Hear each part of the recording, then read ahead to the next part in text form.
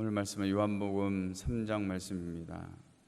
1절 이하에 보면 니고데모라 하는 사람이 밤에 예수님을 찾아간 사건이 기록되어 있습니다. 니고데모라는 이름은 승리한 백성의 정복자라는 뜻인데, 그는 유대인의 지도자로서 유대의 최고의 의결기관인 또 재판소인 산헤드린의 회원이었습니다. 니고데모가 예수님을 찾아온 시간을 성경은 밤이라고 밝히고 있는데, 니고데모가 바리새인이면서 유대인으로서 예수에 대해서 좋은 감정을 갖고 있지 않는 다른 종교 지도자들을 자극하지 않기 위해서 밤에 찾아간 것이죠. 니고데모는 예수님에 대해서 이렇게 이야기합니다. 라비여, 우리가 당신은 하나님께로부터 오신 선생인 줄 아나이다. 이렇게 얘기를 하죠. 당시 정통 유대인이며 존경받던 랍비였던 이 니고데모가 30살 정도밖에 되지 않는 예수께 랍비라고 칭한 것은 매우 이례적인 일입니다.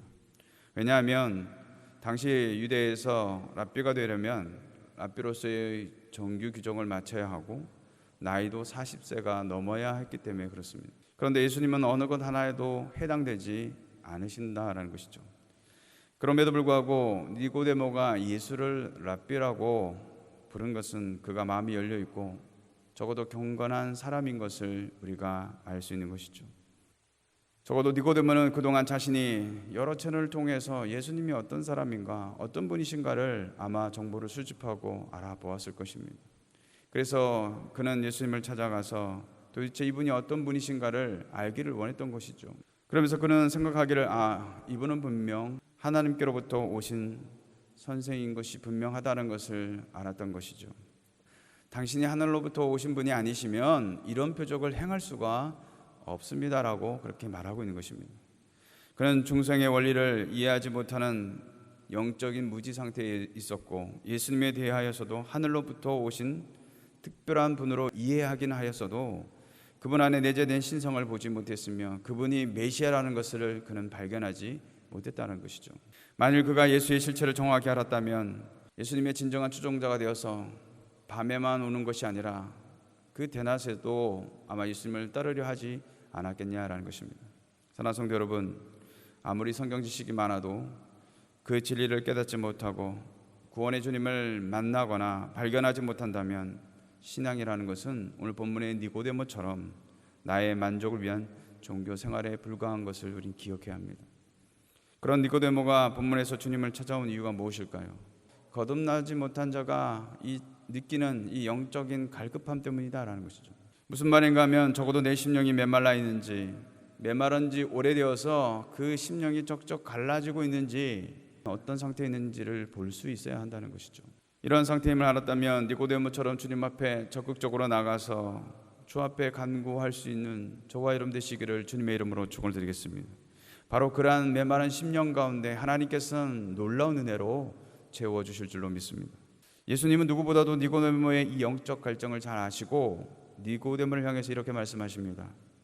사람이 물과 성령으로 거듭나지 아니하면 하나님의 나라에 들어갈 수 없느니라. 무슨 말이겠습니까? 예수께서 니고데모와의 대화에서 이 거듭남의 문제를 꺼내신 것은 사실 니고데모에게 있어서 가장 큰 영적인 문제는 거듭남의 문제였다라는 것이죠. 그것을 잘 아셨기 때문에 이 말씀을 하고 계신 것입니다. 그렇다면 도대체 거듭난다는 것은 무엇을 말하는 것일까요? 이 거듭이란 말의 원문의 뜻은 위로부터 태어나는 것, 다시 태어나는 것을 가리키는 것으로 중생을 말하는 것이죠. 위로부터라는 말은 하나님으로부터라는 의미로서 이것은 중생의 전 과정이 결코 인간의 업적에 의한 것이 아닌 하나님의 능력과 은혜로 된 것임을 말씀해주고 있는 것입니다. 따라서 위로부터 새롭게 태어난 자만이 하나님의 나라를 볼 수 있다라고 말씀하고 있는 것이죠. 그렇다면 물과 성령은 무엇을 말하는 것일까요? 먼저 물은 에스겔서 36장 25절을 보면 맑은 물을 너희에게 뿌려서 너희로 정결하게 하되 곧 너희의 모든 더러운 것에서와 모든 우상 숭배에서 너희를 정결하게 할 것이며 라고 말씀하고 있습니다. 이 말씀에서 물은 부정한 것을 정결하게 하고 모든 더러운 것도 정결케 한다라고 말씀하고 있습니다. 요한복음 2장 6절에도 보면 유대인의 정결 예식에 대해서 이야기하고 있는데, 유대인들에게 있어서 이 죄를 씻는 물은 정화의 수단이 되었다는 것이죠.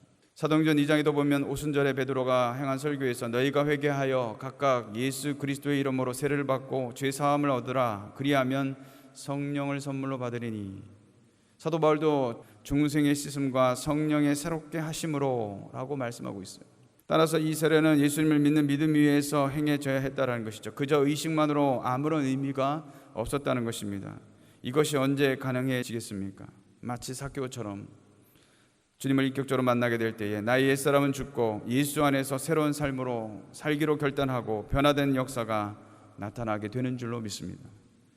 또한 성령에 대해서는 에스겔서 36장 26절 27절에 보면 또 새 영을 너희 속에 두고 새 마음을 너희에게 주되 너희 육신에서 굳은 마음을 제거하고 부드러운 마음을 줄 것이며 또 내 영을 너희 속에 두어 너희로 내 규례를 행하게 하리니 너희가 내 규례를 지켜 행할지라 라고 말씀하고 있습니다.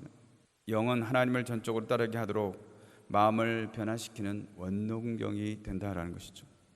세상은 변해도 정말로 쉽게 변화되지 않는 것은 사람의 마음이다라는 것이죠. 이러한 마음을 세상의 어떤 위대한 지도자라고 해서 바꿀 수가 있겠느냐라는 것이죠.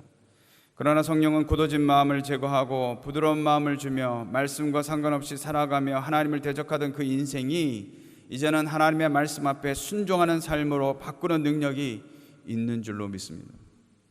예수님은 니고데모를 이해를 돕고자 바람에 대해서 말씀하시죠. 바람이 임의대로 불면 어디서 불어와서 어디로 가는지 모르듯이 성령의 행하심이 이와 같다라는 거예요. 바람으로 인해 우리가 느끼는 건 이것이죠. 아, 바람이 불어왔구나, 그래서 이런 문제가 생겼구나 라고 알듯이 성령이 어떻게 역사하는지 우리는 잘 모르는데 분명한 것은 역사하신다는 사실들에 대해서 우리는 깨닫게 된다라는 것이죠. 8절에 성령으로 난 사람도 다 그러하다라고 말씀하고 있는 것이죠.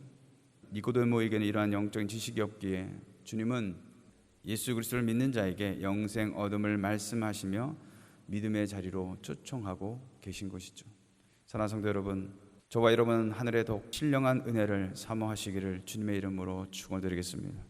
오늘 하루도 내 삶이 육에 의한 삶인지 아니면 성령의 소욕에 의한 삶을 살고자 하는지를 돌아보시고 오늘도 성령께서 주시는 말씀에 민감하게 순종함으로 천국 백성으로서 하나님 앞에 부끄럽지 않고 믿음으로 승리하는 저와 여러분 되시기를 주님의 이름으로 축원드리겠습니다.